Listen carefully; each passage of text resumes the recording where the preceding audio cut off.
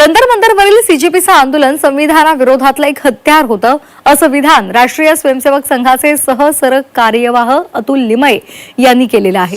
हे आंदोलन देशविरोधी आणि भारत विरोधी होतं असंही ते म्हणालेत। लिमये छत्रपती संभाजीनगरात अखिल भारतीय विद्यार्थी परिषदेच्या देवगिरी प्रांताच्या नवीन प्रांत कार्यालयाच्या भूमिपूजनाच्या कार्यक्रमात बोलत होते।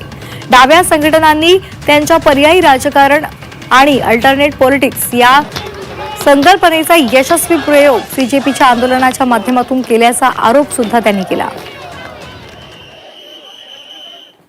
त्याच्यासाठी जे काही आपल्याला म्हणजे हे आंदोलन फक्त पॉलिटिकल या दृष्टीने बघू नका, केवळ अँटी बीजेपी या अँगलनी हे बघू नका।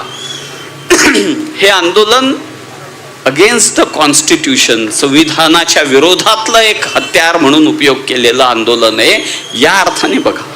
अगेन्स्ट द नेशन, भारत विरोधातलं एक आंदोलन या अर्थाने उभं केलेलं आंदोलन आहे। या अर्थाने या शक्तीकडे आपण नीटपणे बघितलं पाहिजे।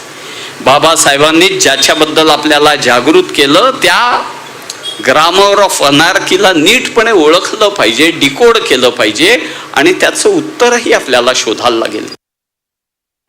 पुढच्या बातमीकडे, पुण्यातील कॉक्रोच जनता पार्टीच्या कार्यकर्त्यांनी छत्रपती